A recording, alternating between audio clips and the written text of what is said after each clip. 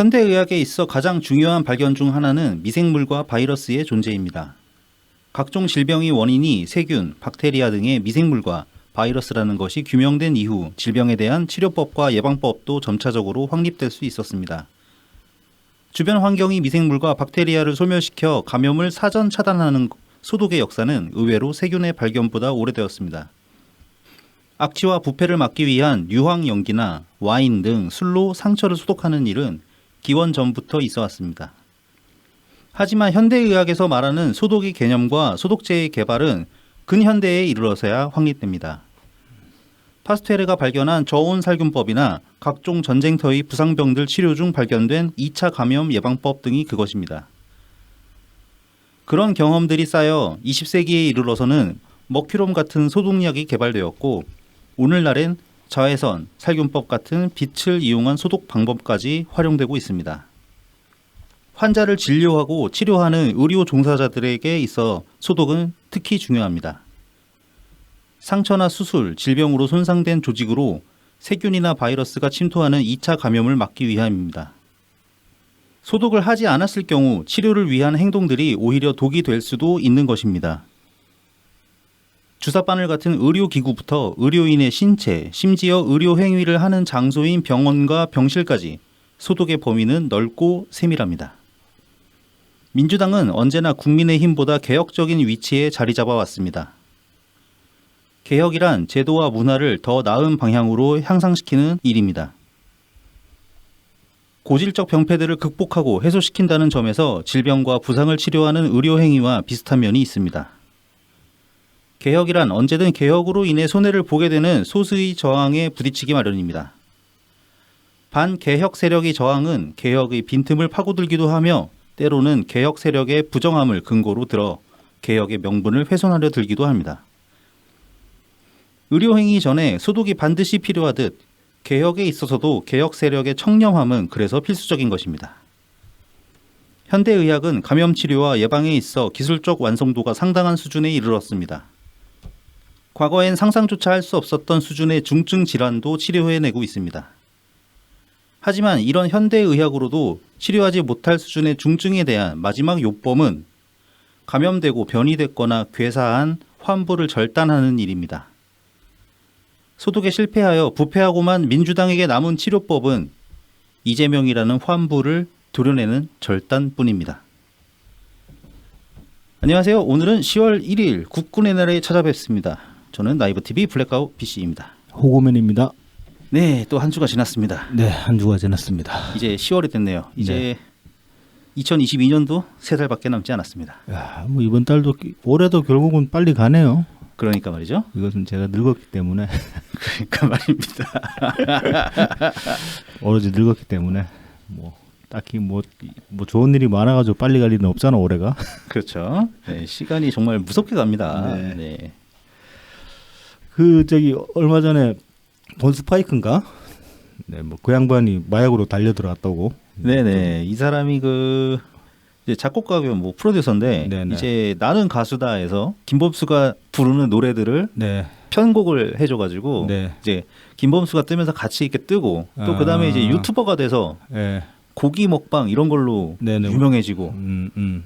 게다가 이제 자기 그 식당까지 냈죠. 그 텍사스 바베큐 그걸 해가지고 뭐 잘 되고 있다고 그랬는데 뭐 최근에 이제 그 기사 나오고 나니까 사람들이 그 고기 식당에서 소스 쓴 거 아니냐 뭐 그런 얘기 듣던데. 너무 맛있으니까 장사가 잘 되니까 네, 단가가 안 나고 그거 쓰려 그러면은 뭐 근데 아무튼 그래서 이제 근래에 보면은 국내에도 좀 마약 범죄 기사들이 좀 뉴스들이 많이 나오고 있습니다. 네. 과거에 비해서 그 이제 문재인 정부 때도 이제 문재인 정부 중반기쯤에 이제 그런 발표도 있었죠. 이제 더 이상 마약 청정국이 아니라고. 그랬는데 이제 왜 그런가 하고 이제 뭐 원인이 여러 가지가 있을 수 있는데 사실은 저는 제일 큰 원인은 우리나라가 이제 그만큼 경제 소득 수준이 올라가 버리니까 소득 수준이 올라가면은 수요가 생기거든요. 마약이라는 게. 뭐 마약이라는 게 사회가 불안할 때도 이제 많이 성행하기도 하는데 보통 먹고 살만해지면은 사람들이 더 큰 자극을 찾기 마련이니까 그래서 또 수요가 생기기도 하는 거거든요. 그래서 이제 저는 그런 면에서 이제 좀 우리나라가 뭐 지금 G7에 필적하는 그 수준까지 간 마당에 마약 청정국 지위 유지하기는 사실 쉽지 않을 거라고 생각했어요.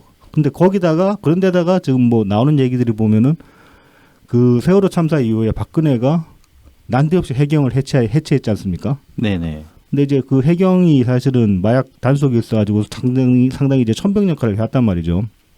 그렇죠, 그렇죠. 이제 바다로 들여오는 양이 워낙 많으니까 뭐 들어오려는 밀수하는 배 네. 같은 거 단속도 할 네. 거고. 그래서 이제 마약 전문 그 단속 그다음에 수사 요원들의 해경에 상당수 포진이 있었는데 그 마약 전문 인력들까지 다 해체되면서 뿔뿔이 흩어지는 바람에 마약 단속 능력이 많이 약화됐다고 합니다. 국가 전반적으로 보면은. 그래서 그것 때문에 그 틈을 파고 들어가지고 마약이 많이 반입된 면이 있다. 뭐 그렇게 주장하시는 그런 주장도 있더라고. 근데 상당히 신빙성 있게 들리고 뭐 이제 마약 얘기를 하려는 건 아니고 그런 점에서 보면은 사실 이 정책이라는 게 막 내지르는 게 생각 없이 내지르는 게 얼마나 이건 말하자면 나비 효과잖아요. 박근혜도 애초에 해경 해체한다고 했을 때 이런 결과까지 갈 거라고 생각 못 했겠지. 네네. 뭐 무슨 생각이 있긴 했을까 싶긴 하지만은. 그러니까 그렇게 보면은 정책이라는 게 얼마나 이렇게 좀 많이 심사숙고해야 되는 일인가 그런 걸 이제 다시 한번 생각해 보게 됩니다. 뭐 그런 점에서도 보면 이재명이 참 불안불안하죠. 네, 뭐 일각에서는 자꾸 윤석열 대통령을 불안불안하다고 하지만 네. 뭐 그거야 지금 대통령 자리에 앉은 사람이 실제로 보여주고 있는 그런 현상들이 있어서 네. 뭐 그런 불안감을 얘기하는 건 어쩔 수 없지만 네. 이재명이 만약에 대통령이 됐다고 하면 네, 뭐 그거는 이제 실제로 일어난 일이 아니고 네. 앞으로도 안 일어날 가능성이 좀 더 높은 네. 그런 상황이긴 하지만 네.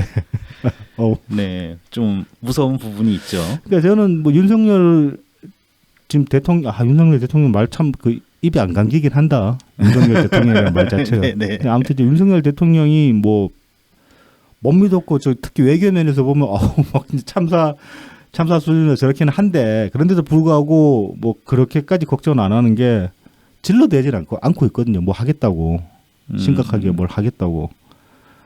뭐 그래서 그냥 뭐 어느 정도 좀 국가가 이제 정체되는 면이 있을지는 몰라도 막 심하게 망가지지는 않을 거다. 뭐 그런 막연한 믿음은 있어요. 이명박근혜도 지나가 보니까 그런 게 있었고 사실은. 네네. 그래서 뭐 좀 윤석열로 또 스트레스 받으시는 분들도 있을 거예요. 근데 그런 것들은 조금은 좀 내려놓을 되지 않을까. 뭐 그렇게 생각합니다. 뭐 근래 저기 가스값 오른다 뭐 그런 걸로도 이제 많이들 이제 역정 내시고 하던데 사실은 가스는 어쩔 수 없긴 할 거예요 지금. 그렇죠. 좀 러시아가 그렇게 틀어막아 버리니까 원래 그 연초에 보면 가스를 그게 뭐 6개월 달이든가 아무튼 그렇게 계약을 하기 때문에 당장의 시세에 국내 가스 가격이 영향을 받지는 않는데 가스 공사가 가스를 들여올 때 그렇게 들여오기 때문에. 근데 지금 이제 공사에서도 그렇게 애초에 땡겨온 보유 물량을 거의 다 소진했을 가능성이 크니까 그렇게 보면 연말에 그러니까 올 겨울에 오르는 건 어쩔 수 없는 면이 있을 거예요. 네. 그리고 뭐 가난한 사람들을 그래가지고 뭐 얼어 죽이려는 거 아니냐 뭐 그렇게 이제 비판할 수도 있을 텐데 그런 것도 뭐 연료비 바우처 같은 거를 뭐 에너지 바우처.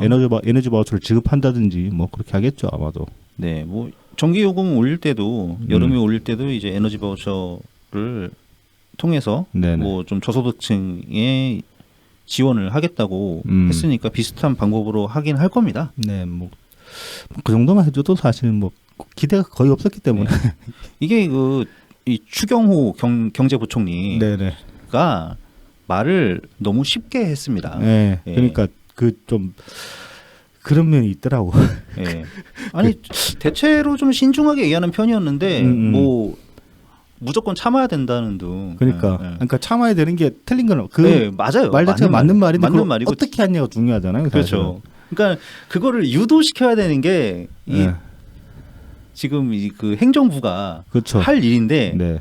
이건 어쩔 수 없으니까 그냥 참으십시오. 이렇게 하면 누가 이렇게 기분 좋게 참아주겠냐 말이죠. 그렇죠. 그러니까 대통령님이나 이낙연 대표님이 하신 말씀 태도가 거의 본질이다. 네. 그 말이 사실은 여러 의미로 해석될 수가 있는데 그 중에 하나가 사실은 저는 그런 거라고 보거든요. 그러니까 결국은 누군가를 설득시켜야 되는 작업이고 뭐 민주주의라는 게. 네.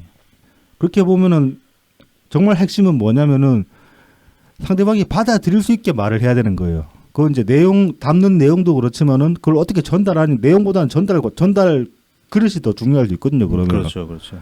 그러니까 그런 점에서 보면은 뭐 추경호 지금 그 부총리인가 부총리죠. 네, 그 양반이 이제 뭐 하려는 말 자체가 틀린 건 아닌데 아까 우리가 얘기했다시피 근데도 불구하고 전달 방법이 잘못됐다면은 그건 좀 많이 문제가 될 수가 있죠. 그러니까 올린다고 하면은 뻔히 사람들이 걱정하는 부분들이 있을 텐데 그렇죠. 그것을 좀 안심을 시켜주거나 네. 그리고 이제 네. 그다음에 원인을 확실하게 짚어주고 어쩔 수 네네. 없는 부분이 있는 거에 대해서 확실하게 그렇죠. 설명해주고 그래야 되는 게 그런 게 필요한 거죠 사실은. 그런 걸 해줘야 되는데 뭐 너무 이번에는 좀 아마추어 같은 네. 발언이라고 할까요? 예. 그렇죠. 네. 그래서 저도 이렇게 저도 모르게 다른 사람들보다 윤석열 정부를 좀 실드 칠 때가 있는데 진짜 이번에 막 아유 이것들 뭐 내가 실드 쳐주면 뭐하나 뭐 이런 생각이 뭐 힘이 쫙 빠지더라고요. 뭐 굳이 실드까지는 아니고 그냥 그렇죠. 예. 그냥 그런 거죠. 그러니까 그렇게까지 화내실 일은 아니다. 뭐 그 정도는 이야기할 수 있겠죠. 그러니까 그 포지션이 묘하게 글로 흘러가잖아요. 내가 제가 좀 그렇게 돼버렸는데. 근데 그런 입장이 뭐 나쁘다고 보지는 않습니다. 왜냐하면은 결국은 저희가 방송을 하면 할수록 그러니까 저는 어떤 생각이 드냐면은 결국 우리는 싸움을 말리는 사람이 되어가는구나 그런 생각이 듭니다. 네네네. 근데 그게 지금 옳다고 저희들은 생각을 하고 있기 때문에 뭐 비씨님도 크게 다르지 않게 생각하실 거라고 보는데 네. 결국 이제 민주주의라는 게 이것도 두고두고 할 얘기긴 하지만은 민주주의라는 게 사실은 뭐 대립하고 반목이 나쁘다는 게 아니라 그게 심해져 가지고 정말로 싸움이 돼 버리면 안 되잖아요. 예, 완전히 뭐 나라가 갈라져야 네. 되는 것처럼. 그렇죠.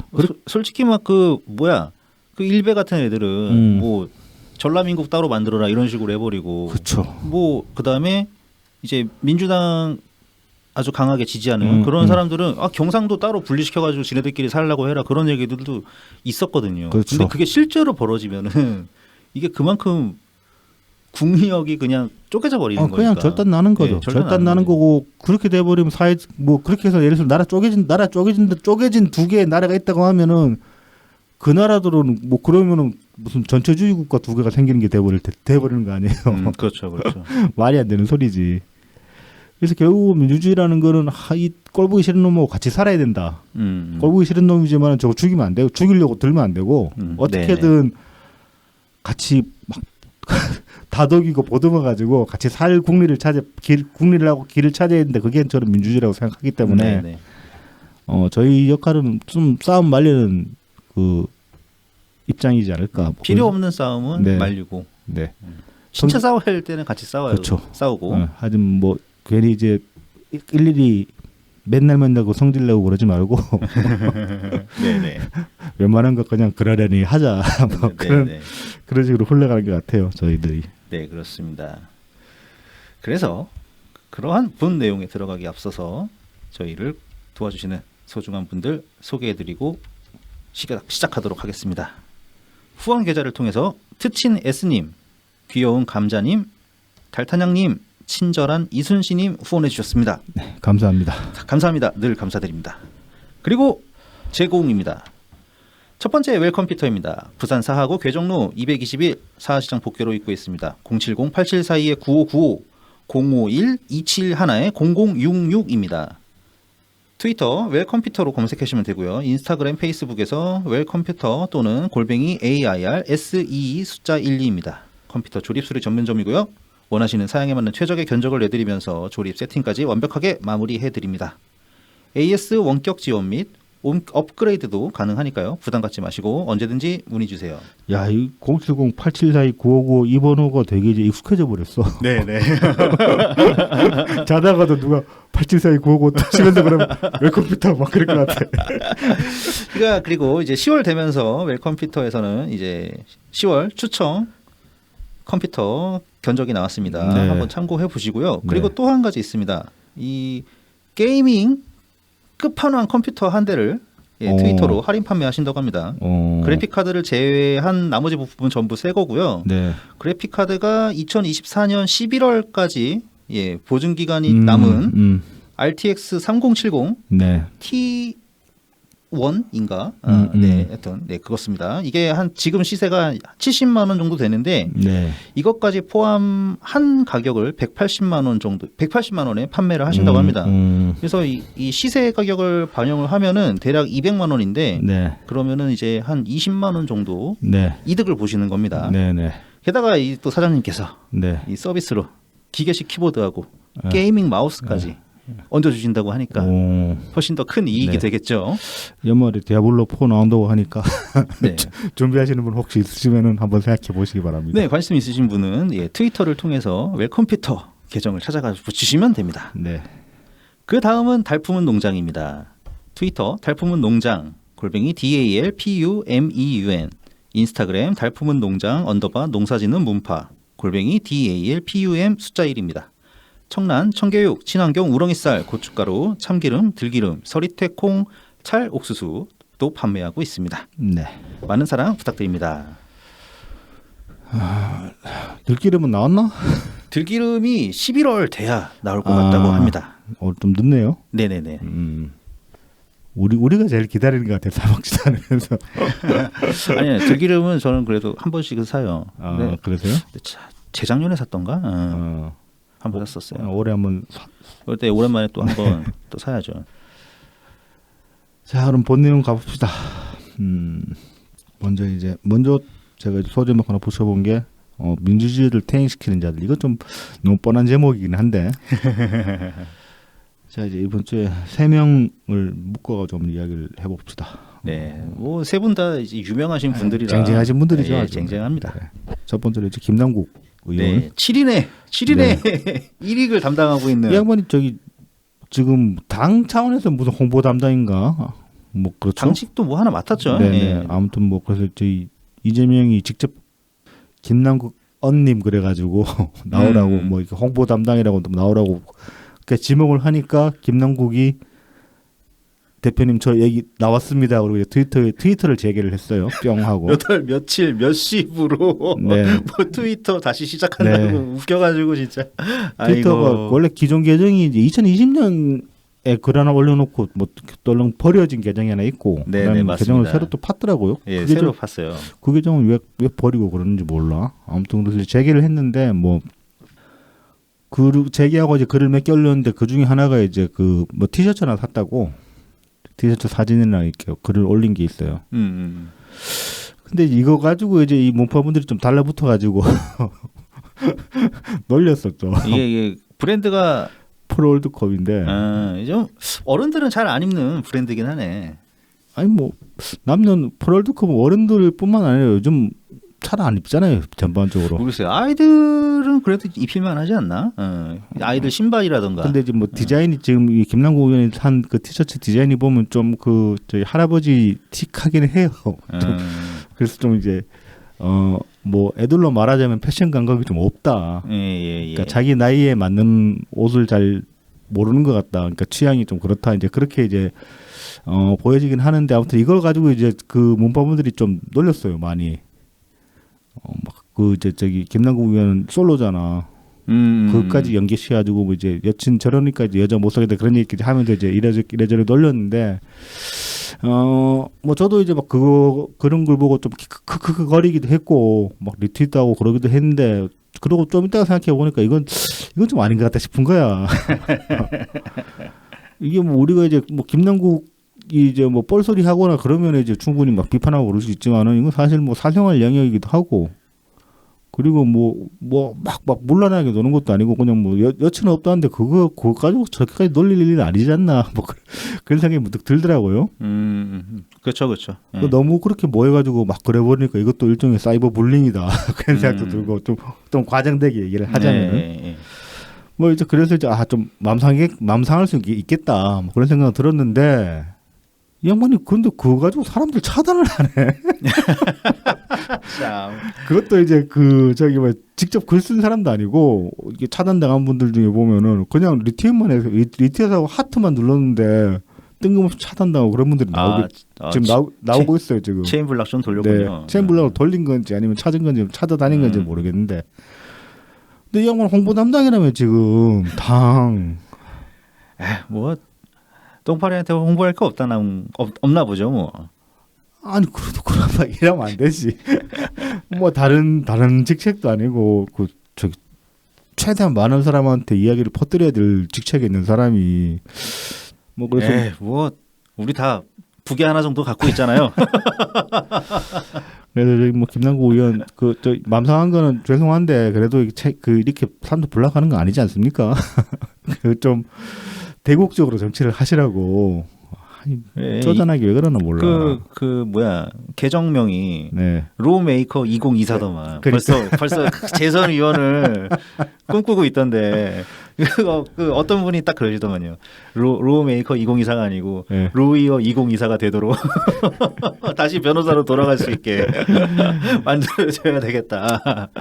이러시는 분도 계셨어요. 사실은 마음 같아서는 로이어도 아니고 그냥 아웃로 2024 됐으면 좋겠다. 무법자? 범법자. 뭐 참 그래서 이것도 보면 좀 그러니까 이렇게 스스로 자기 입지를 좁히고 이제 우물한 개구리 노릇을 하면서 이제 안주할 수 있는 게 사실은 그 안이 너무 편안하기 때문이거든요. 이것도 이제 팬덤 정치질 그다음에 유튜버 정치질의 어떤 폐해라고 볼 수 있는 거죠.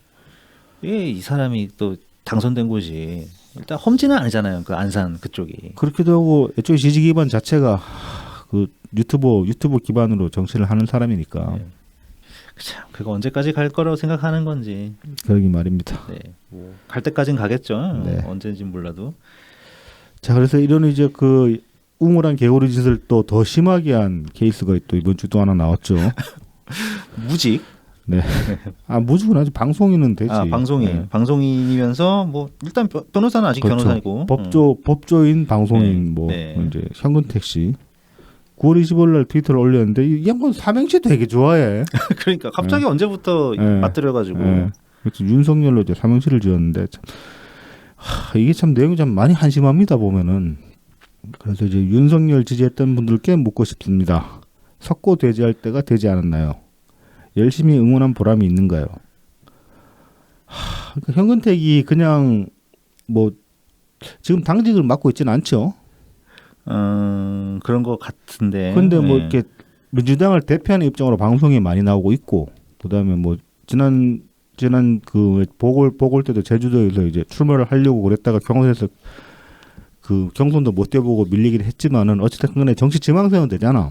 그렇죠, 그렇죠. 그리고 준정치인이기도 하고 뭐 대변인도 맡고 했었으니까. 네, 그렇습니다. 그러니까 이 양반은 그냥 일반 유권자로 볼 수가 없는 거죠. 근데 그렇게 보면은 이거 저기 뭐 윤석열 지지했던 분들 윤석열 찍었다고 석고 대지하라고 얘기하는 거 이거는 많이 나간 거죠. 이게 진짜 무식한 소리죠. 예. 예를 들어서 그 이제 2016년에 그 광화문에 이제 촛불 시위가 벌어지지 않았습니까? 네. 그때 나왔던 사람들이 박근혜 찍은 사람 없는 줄 아십니까? 그러니까. 엄청 그 사람들도 엄청 많이 나왔어요. 네. 민주주의는 아유 박근혜 찍어서 죄송합니다 석고대지하는 게 아니라 박근혜 너 잘해라 이렇게 손가락질할 수 있는 게 이게 민주주의지. 그렇죠. 무슨 석고대지입니까? 윤석열 뽑았다고. 그렇죠. 예? 그리고 이재명 얼굴만 보면은 정말 윤석열 잘 뽑은 것 같아. 무슨 석고대제야. 아, 뭐 웃긴 아저씨야 이 아저씨. 뭐 변호사라는 양반이. 그러니까 말입니다. 아까 이제 저희 방송 스탠스가 자꾸 이제 그 싸움 말리는 사람이 되어간다 이제 그렇게 말씀드렸는데 이 현근택 같은 경우가 참 그러니까 자기의 역할이나 자기 입장을 전혀 자기 스스로 자기가 뭔지를 자기가 몰라요. 예, 예. 자기가 어떤 입장인지 어떤 말을 할 수 있는지 어떻게 행동해야 되는지 그런 개념이 없어요. 이거는 보면은 사상과 철학의 부재입니다. 이거야말로. 그렇죠, 그렇죠. 정치관도 없고 그다음에 뭐 민주주의가 어떤 건지에 대한 그런 개념도 안 잡히는 것 같아요 지금. 아니 뭐 원한이야 가질 수 있죠 사람이 사람이니까. 그렇죠. 그러니까 뭐 문파들 보면은 진짜 믿고 짜증나고 막 뭐 심하면 막 죽이고 싶고 뭐 그런 생각이 들 수도 있지만 네. 그래도 자기 위치가 정치를 하기 위해서 이 여의도에 들락날락 걸리는 사람이면 아닌 척 해야지. 그렇죠. 그런 것도 할 수 있어야지. 그리고 사실 그건 아닌 척만 해야 될 게 아니라 그건 정말로 자기 생각을 교정시켜야 되는 거기도 하고. 그렇죠. 그런 걸로 사람들 미워하고 편 갈라서는 안 된다. 그렇게 생각을 해야 되기도 하고 참 그래서 이런 현근택이 또 이러는 것도 사실은 보면은 이게 다 누구한테 점수 따려고 그러는 거 아닙니까? 이게 그쵸. 뭐 크게는 보면 뭐 이재명한테 잘 보이려고 하는 것도 있을 수 있겠고 동영아 좀 그 EJ에 출연 한번 시켜줘라 이렇게까지 하는데 현근택 유튜브에는 많이 못 나왔나? 그렇게? 네네 그 거기 나온 다른 어느 그 채널에 나온 거 다스베이더 같은 데서도 안 나왔고 EJ에서도 본 적 없는 것 같고 뭐 그다음에 뭐 박시영이라던가 새날이라던가 뭐 이런 것 그 어디에도 나왔다는 얘기를 거의 들은 적이 없는 것 같아요. 왜 안 불러주지? 그러니까 누구 좀 불러줘라 좀. 현근택 마스크도 괜찮고 뭐 저기 뭐 근데 목소리는 잘 모르겠더라. 근데 아무튼 뭐 그래도 그 이렇게 얼척없는 소리를 해서 그렇지. 그러니까 전달력이나 그런 거 자체만 놓고 보면 방송하기 나쁘지 않은 네, 그렇죠. 조건을 네. 갖추고 있으니까 유튜브에 많이 데려다 쓰세요. 그냥. 이게 아마 옛날에 그 UBC 나왔다고 다들 그냥 배관시하는 거 아닌가 싶어요. 그래서 그런가 진짜? 낙인이 찍힌 사람인가 봐. 뉴비 씨가 잘못했네. 이 꿈나무의 그 창창한 앞길을 막아버렸네. 얼마나 외로우면 맨날 삼행시 써서 이러고 있겠냐고. 그러니까 이거 그 하는 거 보면 현근택 변호사 하는 거 보면은 거의 뭐 서북 청년당 못지 않아요. 이거 북에서 넘어와가지고 막 빨갱이 잡고 다닌 그거랑 똑같아. 근데 그래도 이러면 안 되지. 그러니까 이러면 안 되지. 이 사람이 뭐 그 일반 무슨 뭐 빨갱이가 부모의 원수 정도 되면 뭐 모르겠다. 일반 시민들 멱살 잡고 뭐 멱살잡이에서 뭐 어쩌자는 거야 대체. 그러니까. 그다음에 이제 비슷한 그리고 상태가 좀 더 심각한 아저씨 하나. 제일 심각하죠 여기가. 이분. 네. 그 지난 지선 때 경남도지사 후보로 출마했었던 네. 양문석 씨입니다. 네. 갑자기 이 아저씨 그 트윗을 하나 이렇게 세게 하나 올리고 지워버렸어요. 네, 막 네. 수박 형님들께 뭐 이러면서 네. 서른 의원, 호영표 의원, 뭐 이원욱 의원, 전해철 의원, 김종민 의원 뭐 찾아가면서 막 네. 뭐 그 그냥 놀렸지 뭐 이게. 계속 이렇게 물결 붙여가면서 그래. 비아냥. 물결 아이고, 표시 뭐. 붙여가면서 그러면서 뭐 저기 뭐 이재명 깔 때나 조중동이 인용을 해주지. 당신들이 저기 윤석열 아무리 비판해봤자 조중동이 인용 안 해주지 않냐. 뭐 그런 소리를 하면서. 그게 뭔 상관이래. 참. 그러니까 이제 뭐 결국은 이제 정치인들이 이제 관심이 제일 중요하니까 그 버즈량이 제일 중요하니까 그래서 이제 뭐 윤석열을 열심히 까는 모양인데 거 봐라 그래도 조중동은 안 받아준다. 그러니까 그냥 조중동 입맛에 맞는 소리 하지 말고 뭐 저기 뭐 그래라 그러면서 옆은 되게 원색적으로 비난을 해 보면은 뭐 형들이 고름이 아니라는 걸 증명했으면 한다 그러니까 있다는 뭐. 소리도 하고 뭐 짜내겠다는 거요? 네. 내년 총선 때 다 짜내버릴 거요?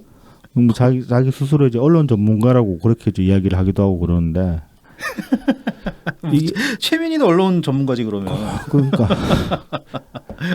똑같은. 이게 이제 9월 27일 올라온 글인데 사실은 홍영표 의원이 26일 날 모친 상을 당해가지고 이때 상중이었어요. 네네. 상중인 뭐 지 입으로 형님이라니까 선배잖아. 상중인 그렇죠. 네. 선배 의원한테 이딴 식으로 조롱하는 글을 쓰는 것도 참 좀 비열하고 그다음에 뭐 스스로 언론 전문가라 그러는데 왜 이 양반이 스스로 언론 전문가를 참칭하느냐 그 이력을 보면은 원래 이제 그 언론개혁 시민연대 사무총장 출신입니다 이 사람이. 그래서 이제 그 이력으로 이제 민주당 그러니까 뭐야 방통위 예, 의원. 방통위 위원이 보면 야당 추천 의원, 여당 추천 의원 그렇죠, 있잖아요. 그렇죠. 그래서 이제 야당 추천 위원 당시 야당 추천 위원으로 당시 여당. 아닙니다. 아닌가? 이명박 때. 이명박 때야? 네, 아 그렇구나. 야당 추천 위원으로 이제 방통위에 들어갔다가 2011년에 이제 그 한 가지 사고를 치죠. 당시에 이제 민주당 그 국감 때였는데 국감 시즌이었죠. 그때 이제 민주당 의원회 때 배우 이종원 씨 아시죠? 아, 네네네네. 예전에 이제 CF에도 많이 나오고 있던 그 네. 할아버지. 리복. 리복 아니야 그분 말고 그분 말고 그러면 최종원이지. 최종원 씨지. 맞다. 네. 최종원 그 양반이랑 양문석이랑 둘이 이제 당시에 이제 국감에서 KT가 이제 그 국감 피감 기관이었는데 국회 방심이랑 이제 이 뭐야 방통위에서 같이 한 거죠. 근데 이제 피감기관 KT의 상무가 이상가가 이 둘을 접대를 한 거야. 룸살롱에서. 이딴 짓거리 했던 인간인데 뭐 흘러 지금 와서는 이제 뭐 민주당에서 뭐 국회의원을 하겠다네 지금 뭐 그리고 이번에 지선에 이제 도지사 후보로 나갔었고 참 그 김경수 전에 한번 말씀드린 적이 있지 싶은데 김경수 지사가 여러모로 못마땅한 면이 있었죠. 뭐 그렇긴 했지만은 양문석에 비하면 김경수인데 뭐 진짜 선녀 아니야? 너무 레벨 차이가 너무 그러니까 많이 나네요. 정말로 질이 많이 떨어진 거죠 지금. 네. 인재풀 자체도. 그래서 지가 이제 아무튼 뭐 언론 전문가라고 얘기하는 게 그 이력 때문인데 그 이력의 끝을 놓고 보니까 연락에 추잡하더라. 룸살롱 접대나 받아먹고 있고. 그래서 뭐 쪽팔렸는지 뭐 어쨌든 홍영표 의원께서 그 모친상 중이었던 게 마음에 걸려서 그랬는지 어쨌든 트위터는 지웠는데 페이스북에는 또 그대로 놔뒀다면서요 이걸. 네.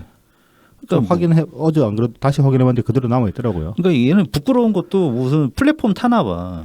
딱히 부끄러워서 그랬다기보다 트위터에서 워낙 많이 까이니까 페북에는 보면 그 저기 친구들만 댓글 달 수 있게 해놨나 뭐 그래가지고 그런지는 모르겠는데 속 시원하다 좋은 소리만 써놨어요. 답글로 쭉 보면은. 근데 트위터에서는 문파들한테 지금 엄청 두들겨 맞았잖아. 그래서 용케 블럭은 잘 안 하더라고 아직 양문석은. 뭐 나름 그 자존심 있나 보지. 그 쓸데없는 자존심 있나 보지. 가오가 있나? 네. 그래서 더 웃긴 게 이제 그 다음 트윗인데. 그렇죠. 근데 이제 이 언론 전문가라고 스스로 자칭 언론 전문가라는 사람이 쓰는 다음 트윗을 한번 보시죠. 네. 진영 정치의 권력은 유튜브로 넘어갔다고요. 유튜브만 모니터하면 솔직하고 진솔한 정치 관련 뉴스 차고도 넘쳐. 뉴스 통신사한테 수수료 내지 않아도 될 텐데 국비도 운영되는 연합 등 정권 바라기들한테 아쉬운 말 안 해도 그러고 보면 한국 언론 윤석열과 크게 다르지 않아. 팁 바보야. 문제는 팩트 사실 보도야. 유튜브가 뉴스의 산실이야. 이게 지금 자칭 언론 전문가라는 그다음에 뭐 10년 이상의 저기 뭐야 언론 관련 시민단체 대표까지 했던 양반이 지금 하는 얘기입니다 이게. 뭐 유튜브만 믿는다 이런 소리는 사실 막 좌우를 가리지 않고 네. 이 극단적인 사람들한테 많이 나타나고 있는 현상이긴 하죠. 근데 참 대놓고 이게 그 정원 유착을 그냥 있다고 하는 거잖아요. 이게 그렇죠. 진영 정치의 권력이. 그럼 옛날에 그 뭐 조중동이랑 그 쎄쎄쎄 하는 것도 됐겠네. 권력이 그쪽에 있었으니까. 그냥 우리 편이 아니면 안 되는 거지. 그러니까 그거밖에 안 남는 거지. 뭡니까 이게. 어떤 논리적인 정당성도 없고. 그리고 유튜브가 그 뉴스에 산실일 수는 있어요. 가짜 뉴스에. 그렇죠. 아니면은 뭐 팩트 체크 안 된 뉴스에. 그러니까 네네. 크로스 체킹 안 된 뉴스에 산실일 수는. 그러니까 뉴스의 산실이라고는 할 수 있겠지. 하지만은 팩트 또는 사실 보도. 찌라시로 돈 버는 애들이 산실이지. 네. 그러니까 뭐 지난주에도 팩트에 관해 잠깐 말씀드린 적이 있지만은 크로스 체크를 왜 합니까? 그게 이제 크로스 체크를 하는 이유가 사실은 그거거든요. 한 가지 현상을 두고도 관점에 따라서 전혀 다르게 그러니까 전혀 다르게 보고 다르게 해석할 수 있기 때문에 크로스 체크를 하는 거예요. 그래서 쌍방의 말을 다 들어봐야 되는 거고. 근데 유튜브가 그걸 합니까? 얘네도 어떻게든 유튜브 언론은 기존 언론보다 더 문제가 되는 게 이 특정 경쟁이 더 심하잖아요. 네, 그렇죠. 어떻게든 선빵 쳐서 먼저 그 의제를 선점해야지 조회수를 뽑아 먹으니까 제일 먼저 선점한 놈이 조회수를 제일 많이 뽑아 먹으니까. 그리고 자기 그 빨대 자랑하고. 네, 빨대 자랑하고. 내가 어디서 들었다. 뭐. 응? 그거밖에 안 못하잖아요. 근데 그게 이제 크로스 체킹이 되냐고. 그러니까. 그거 가지고. 그리고 뭐 대부분 보면 뭐 데스크 역할을 할 수 있는 그런 시스템이 만들어져 있는 것도 아니고 유튜버들 거의 대부분이 독단적으로 움직이잖아요. 뭐 그러니까 몇 명의 스텝이 같이 뭉쳐서 뭔가 일을 한다고 해도 결국은 그 유튜버가 대장이잖아. 그렇죠, 그렇죠. 그 사람 의도대로 움직이잖아. 근데 언론사는 물론 언론 기존 그 레거시 언론도 문제가 많죠. 문제가 많지만은 그래도 최소한의 시스템이 있단 말입니다. 사람들끼리 어떻게 충돌해가지고 의견을 조율하고 수정해서 방향을 만들어 나갈 그런 최소한의 시스템이 있단 말입니다. 그 시스템 가지고도 조중동이 그렇게 욕을 먹었던 거예요, 사실은. 그런데 그렇죠. 그런 시스템도 없는 유튜버를 어떻게 믿냐고. 사람을 믿어? 얘는 사람 믿잖아. 자기 친구들, 동지들. 그러니까 믿을 수 있는 그러니까 사람을 믿을 수는 있는데 믿을 수 있는 사람은 시스템부터 만들어요. 그렇죠. 노무현 대통령님을 왜 우리는 노무현 대통령을 인간적으로 좋아하고 뭐 문재인 대통령을 인간적으로 좋아하고 믿지만은 그분들이 정작 하신 일들을 보라고 시스템을 만들고 시스템으로 움직이려고 하셨던 분들이에요. 그러니까 막 이것도 이제 닭과 달걀의 관계인데 시스템주의자라서 우리가 좋아했을까? 아니면 우리가 좋아했는데 알고 봤더니 시스템주의자일까? 그건 모르겠어요. 어찌됐건 간에 믿음을 주는 사람들은 그렇게 움직입니다. 그렇죠. 근데 유튜버가 그러냐고. 참, 이 양반도 원래 이런 사람이었을까? 아니면은, 그쪽으로 어떻게 영합하려고 들다 보니까 이렇게 됐을까? 참, 모르겠다. 지돈 말고 그 피감기관 돈 받아가지고 그 노란물 빠는 애가 네. 멀쩡할 리는 없죠. 아무튼 뭐 지금 그나마 다행인 게 이 민주당에 들어와 있는 자칭 언론 전문가 둘, 네. 시민사회에도 넘어온 언론 전문가 둘 다 지금 뭐 어떤 배지나 뭐 도지서 같은 게 아니라 가지고 참 다행이긴 한데 참 수준이 참 너무 심각합니다.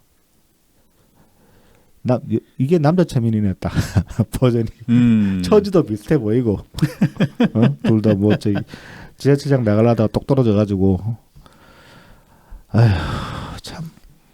그러다 보면 이제 그냥 그 거렁뱅이 되는 거지. 네. 여의도에서 구걸이나 하고 다니고. 네. 사실 유튜브 정치 문제 그러면은 뭐 지금 이재명이 여기까지 오게 된 가장 근원적인 이유 중에 하나는 뭐 그것도 이제 여러 가지로 얘기해 볼 수 있겠지만 뭐 이해찬이 키워줬네, 뭐 추미애가 살려줬네 그렇게 얘기할 수도 있겠지만은 결국은 근본적인 그러니까 근원을 따지고 들어가면 저는 이것도 김어준이라고 보거든요. 그리고 이게 이제 낙검수 시절에 보면은 뭐 여러 가지 담론들 있잖아요. 뭐 진보는 부자면 안 되냐, 뭐 그런 소리도 했었고, 그다음에 뭐 같이 비 맞자 그러면서 뭐 광노현 같은 케이스들. 그래서 이제 우리들끼리 뭐 우리 편의 작은 흠집까지 그러니까 그동안의 진보의 문제가 뭐였냐 그러면서 그 자그마한 흠집도 못 참고 침소봉대에서 하나 막 그 좀 쓸만한 사람들 다 죽이려 들었다. 흠집 좀 있다고. 더 이상 그러면 안 된다. 뭐 그런 소리를 해. 그러니까 진영 논리에 따라서 팔이 안으로 굽어야 된다. 그런 소리를 김어준이 계속 해왔었어요. 낙곰수 때부터. 그러니까 그런 담론들이 사람들 그 추종자들한테 이제 자리 잡아가면서 이재명에 대한 어떤 경계가 많이 그러니까 그 말하자면 이재명의 진입 장벽을 낮춰버린 거죠. 그렇게 이제 한 발짝씩 조금씩 무너뜨려 가지고 결국 이재명까지 왔다라고 저는 생각을 하거든요. 그 유튜버 정치의 그 폐해의 끝판왕도 이제 이재명이 되는 거죠. 그렇게 보면. 근데 그렇죠. 이제 그 원인 제공자는 저는 제일 제공자는 김어준이라고 봅니다. 물론 뭐 사적인 관계 같은 거 보면 이동영이 그 이재명은 훨씬 가까운 것 같아 보이잖아요. 계속 그렇게 자기가 자랑을 하기도 하고 내세우기도 하고 하니까. 근데 이제 애초에 담론을 만든 거는 김어준이었다. 지금 그래서 저 개딸들이 막 저 이재명 걔들도 저는 그 막 저 이재명 전과나 아니면 지금 현재 그러니까 현재 그 수사 상황 같은 것들을 그냥 막 개딸들이 부정을 하고 하잖아요. 근데 정말로 믿고 부정하는 사람도 있을 거고 그게 아니라고 믿고 부정하는 사람도 있을 거고 어떤 사람들은 그냥 진영 논리에 따라서 저 정도는 눈 감아주고 어떻게 실쳐가지고 이게 뭐 저기 구속이나 아니면은 뭐 유죄로 판결 안 나게 그런 어떤 정쟁의 싸움으로 끌고 와서 그러니까 정치적 싸움으로 이겨내야 된다 뭐 그렇게 생각하는 사람이 있을 거라고 생각해요. 그러니까 이제 이재명이 잘못한 건 맞는데 우리 편이니까 봐줘야 된다. 뭐 쓸모가 있는 사람이니까 봐줘야 된다. 어떻게든 지켜야 된다. 그렇게 믿고 행동하는 사람도 있을 거라고 보거든요. 네네. 근데 이제 후자 같은 경우는 그 사람들이 그렇게 생각하게 된 단초를 제공한 게 김어준이라는 거지. 그렇죠. 어쨌든 뭐 김어준이 영향력이 제일 크잖아요. 네. 여러 팟캐스트들이 있지만 그렇죠. 뭐 김호준만큼 센 거는 없죠.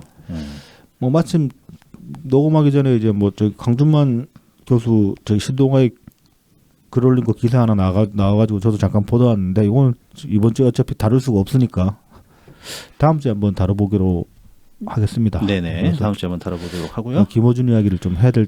김호준 이야기는 사실 때와 장소를 그래지 않고 해야 되는 거지. 생각나면 언제든지. 자, 그다음에 이제 다음 소식으로 넘어가 보겠습니다. 이재명 이야기 좀 해봅시다.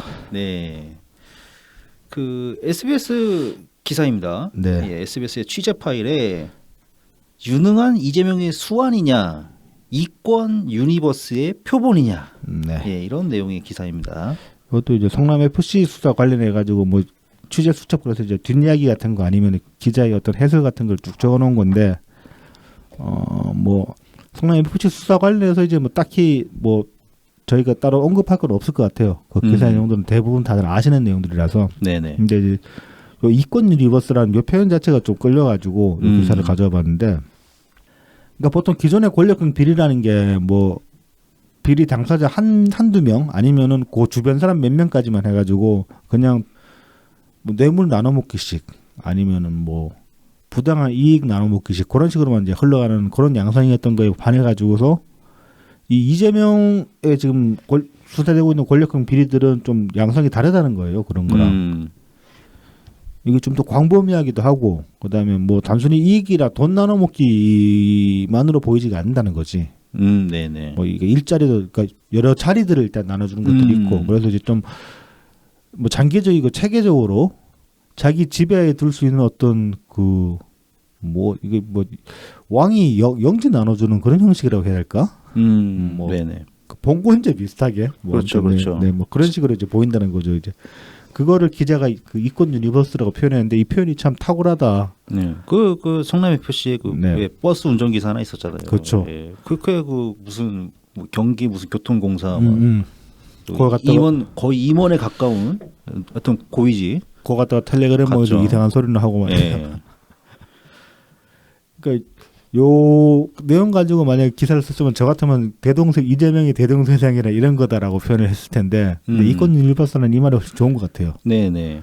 요즘 그 추세하고도 잘 맞고. 그러니까 자기네들끼리의 어떤 세계를 유니버스를 하나 만든 거죠. 네. 예. 상당히 그러니까 말단까지 이렇게 쫙 챙겨주는. 그런데 왜 김남국 의원은 프로 월드컵밖에 못 사해볼까? 사람이 워낙 검소한가 보죠. 아니야, 근데 또 몰라. 막 그 괜히 검소한 척하고 집에 막 옷장창, 야이 새끼들 그래. 옷장창 이러면 막 벽에 막 톰 브라운 막 걸려 있고 막 쫙 꽂히고 그럴지도 몰라. 보여주기다 이거 사진은. 그러니까 소막 검소해 보이려고 그럴지도 몰라. 이미지 정치. 차라리 좀 그랬으면 좋겠다. 그러면 나의 죄책감도 좀 덜해질 텐데. 네. 그래서 이제 이번 사건이 안 그래도 막 뭐가 삼자 뇌물로 했었죠? 그게 삼자 뇌물로 했던 게 백현동 건이었나? 네. 그게 이제 삼자 뇌물. 그다음에 이번 성남 FC 관련된 거는 아예 이제 직접 지금 이제 직접으로 그러니까 애초에 경찰은 삼자 뇌물로 그 검찰에 넘겼는데 검찰이 이제 두산 이외에 네이버랑 그 백병원 차병원인가? 네, 차병원. 네, 차병원인가 거기랑 이제 그쪽은 지금 직접으로 거의 보고 지금 수사를 하고 있다고 하죠. 수사를 그렇게 하고 있고. 어쨌든 삼자냐 직접이냐 중요한 게 아니라 뇌물죄라는 것 자체가 중요한 거기 때문에. 맞아요. 네. 그래서 이제 이게 요 의혹이 이제 요 수사가 어떻게 결과가 나오냐에 따라 가지고서 이게 또 하나의 가이드라인이 된다는 거죠 앞으로. 그래서 지금 공직자와 정치인의 어떤 그 운신의 폭을 어디까지로 한정지을 것인가. 그렇죠. 보드라인을 그 선을 딱 긋는 거죠. 네네. 그 예전에 슬램덩크 만화책 보면은 그런 거 있잖아요. 그 저기 고릴라랑 그 우리 편 고릴라랑 대응하는 상대방 고릴라가 이렇게 막 네네. 갑자기 경기적이 분발해가지고 막 과감한 행동을 쓱 해요. 그러니까 막 거의 반칙에 가까운 이렇게 몸싸움을 쓱 하거든. 네네. 그러니까 이제 저기서 막 지켜보던 사람들이 저거 반칙인데 저거 한 번만 더 5반칙으로 퇴장인데 그런데 놀래는데 심판이 막 호르게 부르고 딱 그러다가 딱 안 불어. 그러니까 이제 저 설명충인 그 이정환인가 걔가 그런 얘기를 해요. 저것이 지금 이게 반칙에 어디까지 해도 되는지 경계선을 그었다 그러면서 이제 저걸로 해서 문신의 폭이 더 넓어졌다 그런 소리를 하거든. 그렇지, 그렇지. 지금 이제 말하자면 이재명 이 수사들이 그런 역할을 할 수 있다는 거죠. 네, 왜냐하면 네. 요게 좀 기존의 어떤 권력형, 그러니까 앞서 기자가 말했던 것처럼 기존의 어떤 권력형 비리들과 좀 다른 양상이 있기 때문에 이게 이제 수사 결과가 어떻게 나오고 그다음에 재판이 어떻게 진행되느냐에 따라서 판례가 남는 거예요. 새로운 그렇죠. 판례가. 그래서 이제 그거 때문에 이제 되게 중요하다. 특히나 뭐 그렇게 이제 기자는 보고 있는 것이고 뭐 그래서 요 인터뷰를 이제 인용한 걸 보면은 뭐 판사 출신 법조인 D 씨라고 합니다. 네. 그래서 이제 판사의 입장에서 생각해 본다면 이 사례가 앞으로 어떤 규범으로 작용할 것인지에 대해 고민하게 될 것 같다. 판례를 만들면 앞으로 이렇게 해도 된다, 안 된다를 정하는 것인데 그것이 사회적으로 바람직한 것인지에 대한 고민이 될 수밖에 없을 것 같다. 이거 사실 되게 중요한 문제인데 그렇죠, 그렇죠. 이거를 깨버린 케이스가 있죠. 이재명 관련 재판에서. 아, 그러니까 말입니다. 대법원에서 예. 전원 일치 그 합의부에서 그러니까 웬만하면 저도 안 빡치려고 애쓰는데 그거는 이제 생각할 때마다 빡쳐. 아, 진짜 네. 너무 짜증납니다. 네. 그러니까 오죽하면은 그 판례가 네. 앞선 판례들을 다 뒤집는 그렇죠. 판례였다고 하잖아요. 네네. 예. 아유. 그러니까 막 그 이득 보는 애들이 뭐 박형준 이런 애들, 네. 지금 부산시장, 걔도 뭐 이득 봐가지고 뭐 얘도 그냥 오세훈도 그랬고 뭐 지난 지선 오세훈도 때. 있고, 예. 네. 다 넘어가지는 거지 그 네. 하나 때문에. 그러니까 앞으로 이제 어떻게 보면 그것 때문에 TV 토론의 의미가 없어졌어요. 아, 네네.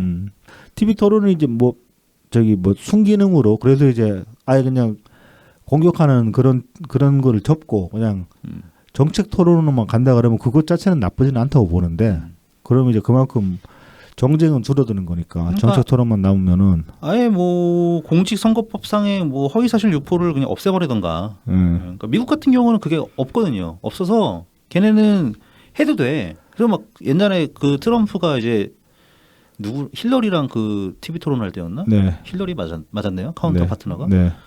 할 때 뭐 그냥 말을 하잖아요. 네.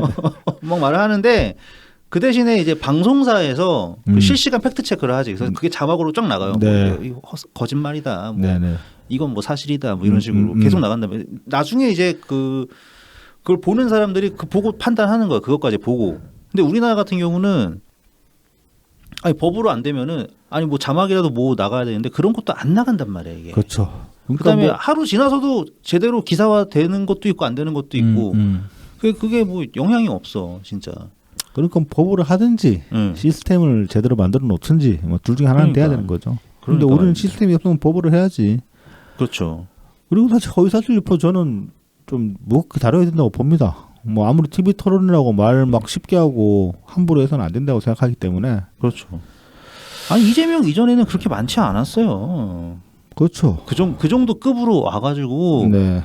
그렇게 막 뻔뻔하게 거짓말을 하는 경우는 없었죠. 막 그 오히려 말을 복잡하게 하지 막. 네. 어떻게든 이제 예. 피하려고 상황 예. 모면하려고 이제 그런 화술들이 이제 정치적 화술들이 많았죠. 예, 기도 아니고 뭐 예. 부도 아니고. 네. 그래서 뭐 이제 아따 혓바닥 기네 뭐 이렇게 말할 수 있는 이제 상황이 연출이 되는데 이재명은 그냥 대놓고 아닙니다. 딱 그래버렸잖아.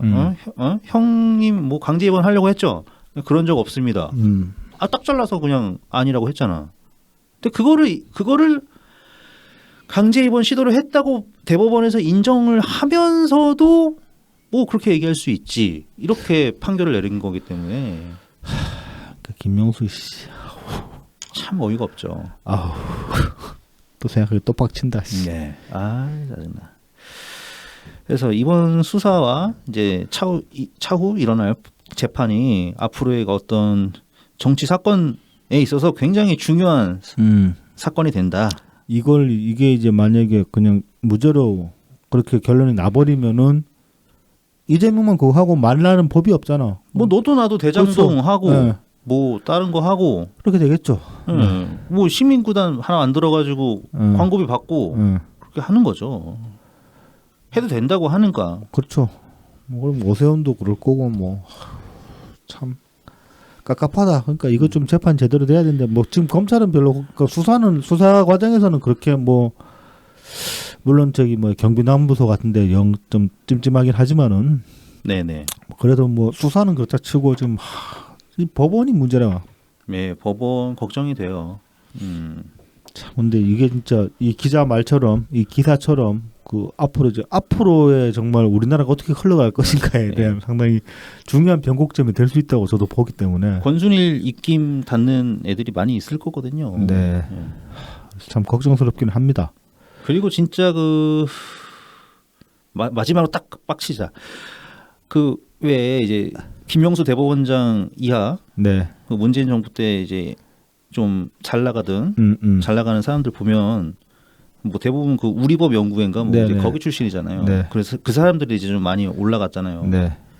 우리법 연구하면 뭐 진보적 색채를 가지고 법 연구하면 뭐 하냐고. 그러니까 이게 참 이게 그러니까 이념이나 진영은 아무것도 담보해주지 않아요. 이게. 아니 그것도 사실 따지고 보면 이념이나 사상을 잘못 받아들여서 그런 거예요. 그렇죠. 에휴. 한심합니다, 네. 진짜. 예. 그러려고 뭐 그거 연구했는지 싶고. 예. 그러려고 참 그 힘들게 사시 공부해서 판사까지 됐는지. 그러니까 말입니다. 예. 자, 그다음에 이제 하여튼 참 안타까운 일이지만 어쨌든 이재명은 민주당의 당 대표이기 때문에 네. 게다가 또 현역 의원이기도 하고 네. 그래서 이번 주에 국회 본회의 교섭단체 연설을 했습니다. 28일 날 했습니다. 네. 참 이 제목부터 참 짜칩니다. 위기를 기회로 기본 사회가 답입니다. 위기를 그러니까. 기회로 이 말도 좀 웃기지 않아요? 지금 사실 이재명이 위기잖아. 스스로에게 하는 말일 수도 있는 거야. 사실 위기는 기회지 이재명한테. 지금 이 상황을 많이 털어버리면은 웬만하면은 뭐 그쵸. 힘들긴 할 텐데. 웬만해서 이제 일단 뭐 그 검찰이라던가 뭐 경찰서 들락날락 걸릴 일은 웬만해서는 없죠. 예. 새로 생기는 일이 아니면 옛날 일 가지고는 아마 이제 없지 않을까. 그렇게 될 텐데 네. 아주 재수가 없으면. 네. 뭐 위기는 그러니까 이재명한테도 위기가 기회가 될 수 있어요. 네네. 기본 사회가 그래서 참 이 기본 사회 어쨌든 뭐 내용은 변한 건 없는데 이제 표현이 하나 새로 추가가 된 거예요. 이제 기본 사회. 네. 그러니까 기본 소득, 기본 금융, 그러니까 기본 대출이죠. 네. 그다음에 뭐 또 뭐가 하나 있었더라. 하여튼 한 세 가지가 있었던 것 같은데 기본이. 기본 에너지도 있고 뭐 이제는 예, 이거를 이제 모두 하나로 모아서 기본 사회 예, 이렇게 만들었습니다. 아니 그러니까 베이직 인컴은 영어가 있으니까 원어가 있는데 뭐 베이직 소사이어티 이런 말 있나? 그런 거 없죠. 완전 새로 만든 거죠. 이거. 아 진짜 미치겠어 이거 보면은. 뭐 야. 그래가지고 이제 기본이라는 단어를 몇 번 했다고 그랬죠 이게? 39번인가 34번인가 뭐 그래요. 네, 하여튼 뭐 할 말이 그거밖에 없으니까 계속 기본 타령만 한 거지. 그래서 총 이게 러닝 타임이 한 40분 정도 되는데. 아 길구나 이게. 그동안에 34번인가 제가 세봤을 때 39번까지 나왔던 것 같은데. 네. 그럼 거의 이제 1분에 한 번은 최소한 기본이란 말을 했다는 거야. 그러네요. 네. 참 진짜 싫어. 이거를 처음에 이제 동영상으로 보려고 그랬거든요. 근데 1분 보고 진짜 못 보고 막 몸이 거부해 몸이. 이거는 그냥 단순히 보기 싫다 이런 게 아니라 그래서 저 한편은 막 제 자신에 대해서 되게 걱정이 됐어요. 이렇게까지 사람을 미워해도 되는 건가? 이게 내가 이러는 게 맞는 건가? 그런 생각이 들 정도로 막 거부감이 너무 심하게 들어가지고. 근데 이거는 이제 사람에 대한 것도 있겠지만 말이 막 기본 사회 이런 말 하는데 어떻게 그 맨정신으로 그걸 들어요? 힘들지. 아니 그래도 참 한심한 소리 아니야 하고 그렇게 하고 받아들일 수도 있을 텐데 그게 안 되는 게야. 저도 잘 안 돼요. 네. 저도 잘 안 돼. 우리 모두 좀 정신과에서 좀 그 상담을 받아봐야 되지 않을까. 뭐 이재명 때문에 피폐해진 면이 있어요 분명히. 예. 그래서 이제 저는 이제 잠깐 뭐 2015년 그 새정치민주연합 문재인 대표 당시 이제 문재인 대표 이때 이제 문재인 대통령이 대표하시면서도 이 교섭단체 대표 연설을 했기 때문에 2015년에 그렇죠. 뭐 짤막하게 비교를 해보려고 하는데 뭐 대단하게 비교를 할 건 아니고 이게 왜 비교를 해보려고 하냐면은 뭐 2015년에 문재인 대통령도 당시에 이제 차기 대권 주자였고 차기 대권 주자 입장으로 이제 당 대표가 된 거고 그래서 이제 나름 의미가 있을 거라고 생각을 했거든요. 그래서 보면은 2015년에 문재인 그 당시 대표는 한 49분 정도 연설을 했어요. 네. 그 연설을 하셨는데 뭐 지금 이재명 연설도 보면 연설문만 놓고 보면은 기본 사회 요것만 요 단락만 드러내고 보면은 뭐 그렇게 뭐 얼척없는 소리 하는 것도 아니고 기본이 문제지 결국 이제 기본 타령이 문제지 나머지 이야기들만 보면 그렇게 뭐 얼척없는 소리도 아니고 어떤 것들은 꽤 이렇게 정론적인 이야기를 하기도 합니다. 근데 이제 문제는 보면은 이재명 같은 경우는 자기가 대통령 같이 이야기를 해요. 뭘 입법하겠다. 뭐 서민들의 아픔을 뭐 우리가 어떻게 해소시키겠다 뭐 그런 식으로 얘기를 해요. 국회는 입법기관이잖아. 입법기관이고 견제 역할을 할 수는 있을지 몰라도 행정은 정부가 하는 겁니다. 그렇죠, 그렇죠. 얼마 전에도 뭐 그 쌀 가격 폭락 그 문제로 그 민주당 그 지도부 회의할 때도 하는 얘기 보면 그러니까 찍어부 대통령이야. 그러니까. 근데 아무튼 이제 요 28일날 연설도 보면 이재명 태도가 딱 보면 자기가 무슨 대통령 된 것 같처럼 그렇게 얘기를 해요. 전반적으로. 근데 2015년 그 문재인 당대표 연설을 보면은 2015년이면 박근혜 정권이 이제 중후반기로 접어드는 시점이잖아요. 네네. 그러니까 그때쯤 되면 사실 차기 주자들이 하나 둘씩 나오기 때문에 존재감을 드러내야 될 시기이기도 하고 일반적으로 보면 그때쯤 되면 야당 대표라면은 정부의 어떤 정부하고 이제 나를 많이 대립각을 많이 세울 만한 그런 시기란 말입니다. 근데 요때 보면 대통령님 하신 연설을 보면은 그렇게 대립각 안 세웁니다. 어떻게 보면 좀 이렇게 조언자적 입장을 해야 되나? 그렇게 네네. 그런 태도를 취하시는 것도 있고 그 다음에 2012년 대선 때를 보면은 그때 박근혜 쪽 공격이 상당히 전향적이었잖아요. 이쪽 다 받아들여가지고 거의 그래서 뭐 그때 언론에서도 많이 그런 얘기했는데 박근혜 후보랑 문재인 후보랑 공약만 놓고 봤을 때는 거의 차이가 없다. 뭐 그런 얘기를 많이 했습니다. 그렇죠. 이제 문재인 당시 이제 대표께서 이제 그런 점을 들어가지고 이거 이제 원래 하려고 했던 거 아니냐. 뭐 그런 식으로 이제 이야기를 많이 하세요. 그래서 이제 그렇게 공격적이지 않습니다. 보면은 당 대표 연설인데 그리고 뭐 이렇게 이재명처럼 내가 뭘 하겠다 그런 얘기를 하는 것도 아니고 그러니까 많이 조언자적 입장으로 그렇게 이제 말씀을 하시는데 그리고 이제 어떻게 보면은 그 야당 여당이긴 하지만은 결국은 국회에서 어떤 그 국정의 파트너이기도 하잖아요. 사실은 서로 싸우는 파트너 싸우기도 하지만 어쨌든 양당이니까 파트너잖아. 그러니까 그런 어떤 파트너십을 드러내는 그런 면도 있었어요. 그러니까 거기서도 보면 문재인 대통령의 어떤 그 정치 철학이 나타나는 거지. 그렇죠. 그러니까 안 그래도 이제 맨날 뭐 민주당은 반대를 위한 반대를 한다. 그다음에 정치적인 손익에 의해서 반대를 하는 거다. 이런 얘기들을 들을 때였으니까. 그렇죠. 문재인 당시 대표께서는 보여주려고 했던 게 민주당이 집권할 능력이 있는 그런 정당이다. 그다음에 절대 뭐 정치적인 어떤 손익에 맞춰서 반대를 하고 찬성을 하는 게 아니다. 이런 모습을 보여주시려고 그러셨던 게 아닐까. 그렇죠. 네, 그런 거죠. 그리고 그게 성공을 거두었죠. 그러니까 2015년이면은 충분히 공격적일 수 있었는데 오히려 그런 면을 거두고 다른 모습을 보였다. 근데 이재명은 지금 윤석열 취임한 지 몇 개월 됐습니까? 연이 아니라 지금 개월을 따져야 되잖아. 그렇죠, 그렇죠. 6개월, 6개월 정도 돼가는 거죠. 5개월 됐으니까. 5월달에 취임했으니까 이제 5개월째지. 네, 100일 뭐 갓 지났죠. 네. 100일 지난 지 얼마 되지도 않았어요. 그런데 벌써부터 지가 무슨 대통령처럼 굴고 있고. 왜 그러겠습니까? 센 척 해야지. 뭐 그러고 있으니까 참 뭐 자기 선거 공약 발표하는 것도 아니고 기본시리즈 뭐 연락이 강조하고 그러고 있어요.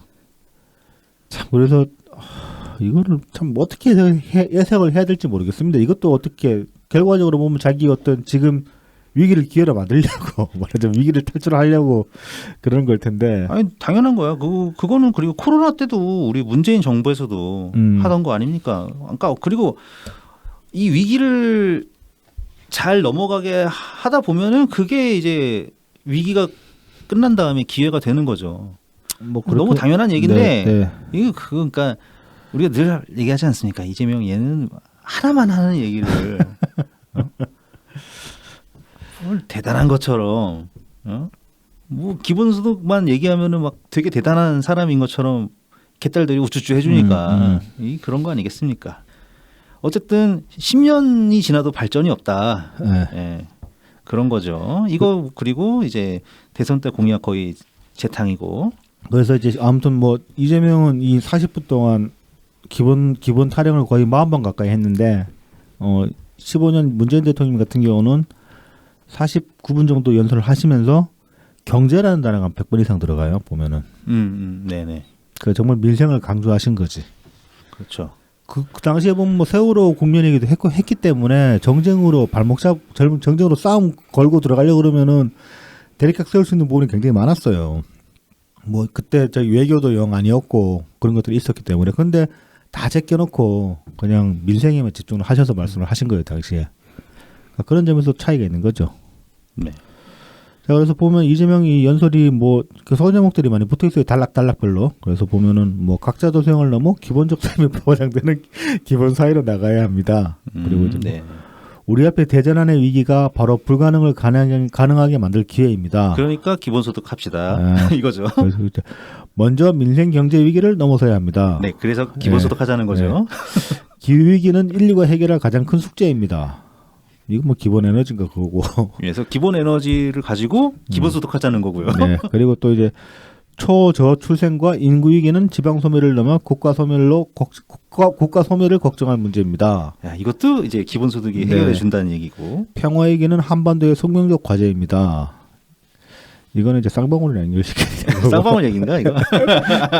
그리고 이제 민생 경제, 기후, 인구, 평화의 위기는 결국 정치가 해결해야 합니다. 네, 그러니까 내가 대통령이 돼야 된다는 얘기죠. 이거는 아마. 이거는 저기 내각제하자는 소리고, 그러니까 개헌하자는 소리고. 개헌. 네. 그다음에 이제 기본 그래서 이제 시작이 이제 각자 도생을 넘어 이제 기본 사회로 나가야 한다. 그리고 네. 끝이 기본 사회로 더 나은 내일을 만들겠습니다. 그러니까 이 기본 사회라는 말부터 이거 어디서 그래서 근본 없는 이런 이상한 소리, 이상한 단어 좀 만들어가지고 뭐 이석기가 만들어줬나요? 죽겠다. 그래서 이제 기본 타령을 제가 정리를 하려니까 짜증 내가지고 토스를 해드렸는데. 네, 이 기본 타령은 제가 좀 정리를 했습니다. 네. 일단 이거를 제일 먼저 좀 짚고 넘어가야 되는데 이 내용 중간에 나와요. 네. 이재명이 이 말을 합니다. 다른 나라는 국채 증가를 감수하며 국가가 비용을 부담했지만 우리는 그 비용을 국민에게 전가했습니다. 이제 코로나 시국 때 얘기죠. 예. 이렇게 얘기하는데도 이 개딸들은 당연히 못 알아듣고. 네. 뭐 4번의 재난지원금 중에 한 번만 전 국민 재난지원금 줬다고 아마 개딸들은 이 얘기가 맞는 얘기라고 아마 생각할 겁니다. 우리나라도 돈 많이 썼어요. 돈 많이 썼고 국채 당연히 증가했고, 뭐 얼마나 쓰라고 미국처럼 미국처럼 쓰라고 지금 그래서 미국 겁나 금리 올리고 있는데, 예? 그리고 백신 접종 다 무료로 해줬고, 예? 검사 지원 다 해줬고, 그 일하는 사람들 임금 다 지원해주고, 그 다음에 이제 직장 다니다가 코로나 걸려가지고. 어쩔 수 없이 이제 격리되는 사람들 유급휴가 지원해줬죠. 그렇죠. 예, 그다음에 소상공인 금융 대출 지원도 하고, 그다음에 재난지원금도 다 줬지 않습니까 이게. 근데 이게 우리가 이 비용을 문재인 정부가 국민에게 전가했다는 게 이게 말이 되냐고요 이게. 그리고 다른 나라가 국채 증가를 감수하면 국가가 비용을 부담했다고 그러는데 뭘 얼마나 부담했는지 난 모르겠고, 미국 그 돈 몇 번 뿌린 거 그거 가지고 좀 계속 이러는 것 같은데. 참 진짜. 네. 그래서 이게 반문짓이지. 이런데도 뭐 이재명이 뭐 문재인을 지키고 이런 거를 믿고 있으면 안 된다 이겁니다. 그러니까 이 기본을 내세우면은 그렇게 그러니까 문재인 정부를 긍정할 수가 없어요. 응? 그러니까 이재명 지지자들아. 그리고 이러니까 죽어도 못 보는 거지. 하승조 소장 당신 같은 사람이나 뭐 그 이재명 찍고 뭐 윤석열 찍었다고 뭐 놀리고 페이스북에 뭐 글 쓰고 자빠진 것 같은데. 뭐 하 소장은 자기 신념에 가까울 수도 있어요. 그 저기 기재부가 저기 뭐 재정건설사 네. 패티시라는 것도 말했던 양반이니까. 하여튼 이 사람도 무슨 원한충 마냥 뭐 그 페이스북에 이제 거의 웬만해서 볼 일도 없는데 네. 뭐 자꾸 이렇게 써서 누가 이렇게 뭐 퍼다 주시니까 뭐 재밌게 보고서 저도 놀리기는 하는데 서로 못 보면서 막 놀려. 네. 하여튼 저는 참, 별로 놀리고 싶지 않고 그냥 예, 유치합니다. 아유, 네. 유치하다 싶어가지고. 네, 그래서 이제 진짜 이제 볼 내용으로 기본 얘기로 한번 또 들어가 볼게요. 그래서 기본적 삶이 보장되는 기본 사회는 뭐 모두를 지원하고 불필요한 몫은 회수하자. 예, 그렇게 하면은 재정 부담은 똑같고 그 대신에 국민의 삶의 차이가 생긴다. 예. 그다음에 이제 뭐 탈락의 두려움. 이 탈락 여기서 탈락이라는 게 이제 그 기존의 어떤 복지 시스템에서 복지 기준, 그러니까 복지 기준. 시스템, 예, 예. 기준에 이제 요 기준 요건에 해당하지 않는 거 그 얘기죠. 그렇죠. 그래서 기준 소득이 조금 늘어났더니 이제 다음 달부터는 이제 나는 지원금을 받을 수가 없네. 그래 일을 안 해야지. 이 얘기였더라고요. 예. 네, 네. 그다음에 이제 뭐 생활 수준을 증명하면서 생기는 낙인 효과 이런 네. 거에서도 기본 소득은 다 자유롭다. 예. 그다음에 이제 모든 영역에서 이런 국민의 기본적 삶이 보장되도록 사회 시스템을 바꿔 나가야 된다. 그래서 출생부터 사망까지 이제 기본적인 삶을 보장해 줘야 된다. 옛날에는 그러니까 뭐 최저 수준의 그러니까 예. 죽지 않을 정도만 도와주는 거였다면 이제 삶이 이제 훨씬 더 인간다운 기본적인 삶이 보장되는 사회로 다 전환하자. 네. 이런 얘기를 하는 겁니다. 네. 그러니까 이제는 그 뭐 우리 전국민 재난지원금 때도 나왔던 얘기지만 일단 다 주고 그 다음에 그 연말 정산 때 전부 다시 돌려받게 하자. 그 시스템으로 기본소득 하면 되지 않겠냐? 이제 그런 얘기를 한 건데 아니 그러니까 그러면 그 기준이 있다는 거잖아 다시. 그렇죠. 걷어들이는. 네. 그럼 기준이 있으면 뭐 덜어줘. 안 줘도 되지 처음부터. 그렇기도 하고 뭐 그 탈락의 두려움 이야기했잖아요. 그러니까 노동회피 똑같잖아. 줬다 뺏는 것도 기준이니까 말씀하신 대로 기준이 있으니까 그렇죠, 그렇죠. 그 소득 기준이 안 걸리게 어떻게든 하려고 할 거 아니야. 그럼 안 뺏기려고 그렇지. 그렇지. 일을 안 하겠지. 마찬가지야. 그러니까 이거 지금 조산모사야 조산모사. 그러니까요. 말도 안 되는 소리 하고 있는 거야 지금. 이런 게 어떻게 보편적 복지랑 어떻게 똑같냐 말입니다 이게. 그렇기도 하고 뭐 재정 부담이 같다는 것도 말이 안 되죠. 그것도 말이 안 되죠. 지금 지출이 늘어나는데. 그럼 일단 그만큼 확 들어가야 되는데 그러면은 그게 거기서 돈이 모자르면 일단 국채 발행해 버려야 됩니다. 그렇죠. 그러면 그 걷어들인 거 가지고 다시 국채 싹 회수하나? 그것도 아니지. 그것도 안 돼. 네. 초단기 국채 뭐 이런 거 아니면 안 돼요. 그거. 그렇다고 뭐 이거 지금 이렇게 돈을 뿌려가지고 생산량이 향상되냐 그것도 아니거든. 그것도 아니란 말이지. 그렇죠. 자, 핀란드 기본 소득 실험 했던 걸 예를 들겠습니다. 재취업률이라던가 이제 그런 거를 기본 소득 방식과 그다음에 기존의 그 핀란드의 이제 취업 지원 시스템 이거랑 이제 비교를 한 거예요. 네. 그래서 그러면 재취업률이 정말 늘어나냐? 거의 똑같습니다. 그러니까 기본소득 형태로 주던 아니면 기존 핀란드식으로 하던 뭐 취업 지원 시스템으로. 예, 예. 그러니까 우리나라 거랑 약간 비슷해요. 그러니까 중간중간에 뭐 어디 지원했냐 뭐 그래서 뭐 면접 어떻게 받는지 뭐 이런 거 제출하고 내가 이제 구직 활동하고 있다 이런 거 증명도 해야 되고. 네. 근데 이제 기본소득식은 그런 거 아무것도 안 해도 되는 거지. 그렇죠. 그래서 그러면은 더 사람들이 뭐 편안하게 취업률이 늘어났냐? 그렇지도 않았다는 겁니다. 그러면은 한번 재취업된 상태에서 그럼 얼마나 일을 하냐? 거기서 조금 이 기본소득식으로 받은 사람들이 조금 더 오래 일을 했어요. 네. 뭐 며칠 정도? 그럼 사실 거의 그 의미가 없다는 거지. 예, 그러니까 거의 그러니까 예. 뭐 하여튼 조금 그러니까 그 뭐 개미 눈물만큼 좀 늘어났다. 그래서 핀란드에서 이 실험을 그냥 중단해 버린 거예요. 이거 뭐 더 해보나 마나다 이게. 그렇죠. 예. 그런 다음에 이제 핀란드에서 총선이 열리고 새로운 이제 연합 정부가 들어섰어요. 네. 그래서 약간 이제 중도 좌파 정부, 네. 전통적인 그 핀란드의 복지를 강화하는 네. 그 전 정부 같은 경우는 약간 이제 중도 정부, 뭐 그러니까 프랑스 마크롱 정부 같은 네, 거라고 네. 할까요? 이제 그 정도인데. 그러니까 스탠스로 치면 현 정부보다는 오른쪽에 있다는 거지. 그렇죠, 그렇죠. 그래서 지금 정부는 뭐 기본소득 얘기 같은 거 당연히 안 하고 첫 일성이 그 여자 총리가 됐는데 네. 그 사람이 한 얘기가 기존에 우리 핀란드의 그 북유럽 복지 노르딕 웰페어를 더욱 강화시키는 방향으로 이 코로나 위기를 극복해 나가겠다. 이게 한 2년 전에 한 얘기입니다. 네. 이게. 그러니까는 북유럽 복지 잘하는 애들 기본소득 신경도 안 써요. 효과는 없고 돈은 많이 들어가기 때문이지. 그렇지. 뭐 본격적으로 결과적으로는. 만약에 시작하려고 하면은 돈 들어가는 거는 그냥 계산기 뚫리면 딱 나오는 거니까. 그거.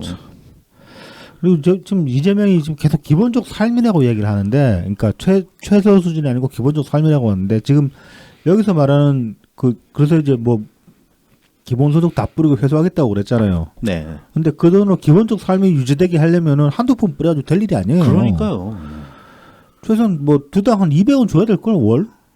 그치. 기본적 삶을 유지하게 하려면은. 최소 한 150씩 뿌려줘야지 한 사람당. 네, 진짜 최소한으로 잡아도. 그 지금 기초 수급자가 수급 액수의 2배를 뿌려야 되는 거예요. 그렇죠. 개인들한테. 네네. 이걸 어떻게 하냐고. 근데 뭐 기존은 이제 저소득층, 그러니까 한 하위 20% 정도에만 지급을 했잖아요. 네. 근데 기본소득식으로 다 준다는 거 아니에요? 다 준다는 거지. 일단 그만큼 돈이 확 풀려야 되잖아요. 그리고 그거 얌전하게 그냥 돌려줄 사람이 어디 있냐고. 그러니까 오히려 노동 회피가 더 늘어날 거라니까. 그러니까. 그 기준선에 걸리면은. 부자 새끼들도 안 줘 쉽게. 돈 많은 애들도. 우리는 뭐 기본사회 그런데 진짜로 저는 참 이거 뭐 돈을 얼마나 주겠다는 거 저는 그 생각부터 들고. 네. 사실 저희가 그동안에 그런 얘기 많이 했잖아요. 국가 예산에 대비해서 월 100만 원씩 주려고 그래도 600조 들어간다. 근데 그렇죠. 이제 우리나라 예산이 이제 한 해 예산이 지금 400조 넘어간 수준이다. 뭐 그런 얘기를 했는데 근데 지금은 이제 한 600조 정도로 이제 자리매김했죠. 현재까지는. 2023년 예산이 600조 정도 되니까. 그런가? 400조 아니었나? 예, 400조 넘어가지고 그랬어요. 문재인 정부 때 이미 500조를 넘어갔고. 그랬나? 예, 예. 헷갈렸나? 아무튼 뭐 그런데 이제 아무튼 진짜로 그 기본소득 하려면은 뭐 국가 예산 다 때려놓고 그다음에 뭐 그렇죠, 하려면은 의료보험 다 털고 국민연금 다 털면은 몇 년을 할 수 있을 거예요. 몇 년. 몇 년을 할 수 있을 거예요. 꼴랑 몇 년. 그들은 지속 가능성이 없기 때문에 그러니까 보험 털어먹었기 때문에 털어먹은 걸로 몇 년은 버틸 수 있을지 몰라도 몇 년 지나면 그 돈도 다 떨어질 거니까.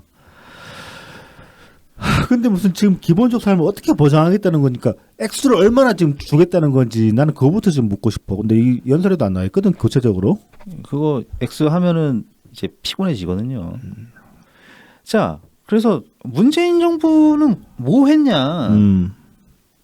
이 반문놈이랑 다른 나라 돈 쓸 때 돈 안 썼다고 불평하는 이 인간이랑 문재인 정부 뭐가 다르냐? 2018년 9월에 문재인 정부에서 포용 국가 전략 회의를 합니다. 네.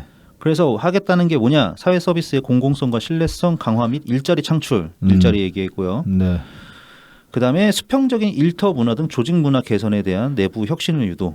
그 이제 근로환경 개선이죠. 네, 근로환경 개선 통해서 생산성을 네. 더 높이겠다. 네. 생산성을 올라가면 그러면은 이익률이 올라가니까 그만- 임금이 올라갈 환경이 조성이 되는 거죠. 그렇죠. 그러면 이제 생산성이 향상될수록 생산성도 결국은 이제 세금이랑 연결되는 문제니까 이게 이제 그 복지의 지속 가능성에도 중요하게 작용을 한단 말입니다. 그렇죠. 네. 그다음에 이제 사람들이 더 안전하게 오래 일할 수 있도록 고용 안정망을 구축하겠다는 거고. 그게 네. 이제 고용보험과 고용 서비스 강화. 사람들이 계속 일자리를 이에서 이 퇴직을 해도 다시 재취업할 수 있게끔 만들어 주는 거고. 네. 그 다음에 이제 이 포용국가의 시작이라는 것이 이제 국민들의 전 생애 주기에 걸쳐서, 네, 국민들의 삶을 저 생애 주기에 걸쳐서 책임주겠다. 이게 이제 포용국가다. 이 말씀하신 겁니다. 그래서 돌봄, 배움, 일, 노후까지. 뭔가 그렇게 생각하면 되죠. 이제 그 돌봄을 받아야 될 나이 때는 돌봄을 책임져 주는 거고, 그다음에 일해야 될 때는 일자리를 어떻게든 만들어 주든지 아니면 뭐 일자리를 찾게끔 도와주든지, 그다음에 이제 일을 제대로 할 수 있게끔 환경을 만들어 주고 그런 거죠. 뭐 포용국가라는 게 별겁니까? 그러니까 생애 주기를 맞춤형 뭐 복지가 별겁니까? 그 나이에 맞는 환경을 만들어 주는 거죠. 그렇죠. 그 다음에 그 환경에서 필요한 수요가 있는 복지를 제공하는 거, 복지 서비스를 그러니까. 제공하는 거. 그게 보편적 복지라고. 젖병이 필요한 나이 때는 젖병을 주는 거고 뭐 지팡이가 필요한 나이 때는 지팡이를 주는 거죠. 네. 그런 그게 이제 그렇게 해서 나온 게 이제 문재인 정부에서 나온 게 아동 수당, 그다음에 온종일 돌봄, 네. 초중고 무상교육, 그다음에 뭐 치매 안심, 공공의료, 문재인 케어, 그다음에 기초연금 인상 해서 이제 지금 30만 원까지 인상해 놓은 거고요. 네. 그거를 가지고 얘는 이재명은 아동 수당이 뭐 아동 기본소득에서 나왔고, 아동 기본소득이라는 말 자체가 없어요 세상에. 기초연금은 뭐 노인 기본소득이라 그러고. 그러니까 야, 기본소득이 나중에 나왔는데 무슨 소리냐고. 그 이제 그냥 저기 뭐야 그 정신병들 월급 주는 것도 군사 기본소득이라고 바꾸자 말 그래. 그래 군인 기본소득이라고. 군인 기본소득 하자 그냥. 아유 지긋지긋해. 아유 지긋지긋해 진짜. 이렇게 문재인 정부와 이재명은 다른 겁니다. 네. 다르다는 거고. 더 옛날로 가보죠. 2004년에 노무현 대통령께서 2004년 연두 새해 초에 기자회견할 때 모두 발언에서 하신 말씀입니다. 네. 이건 짤막하게 인용을 할게요. 일자리야말로 최고의 복지입니다. 가장 효과적인 소득 분배 방안이기도 합니다. 공공 부문에서 일자리를 늘리고 서비스 산업과 지식 산업에 대한 집중 지원을 해야 합니다. 할 겁니다. 이거. 그러니까 그냥 퍼주겠다는 그런 복지가 아니고 그런 게 아니고 일자리를 통해서 소득 분배도 할 수 있고 보다 많은 사람들이 편안하게 노동을 할 수 있고 뭔가 생산할 수 있도록 만들어 주겠다는 게 이게 참여정부의 생각이었고 그게 비전 2030의 목표였습니다. 자, 이 공공 부분의 일자리 늘리고 서비스 산업과 지식 산업에 대한 집중 지원 이게 그린 뉴딜이에요. 그렇죠, 그렇죠. 그대로 가는 거야 그냥. 북유럽도 다르지가 않아요. 뭐 스웨덴이든 핀란드든 각자 나라의 환경의 상황에 맞게 복지를 뭐 복지 그러니까 특히 현금성으로 이렇게 지급되는 것들은 경제 상황이라든가 재정 상황에 맞게 그때그때 조정을 다 한다고.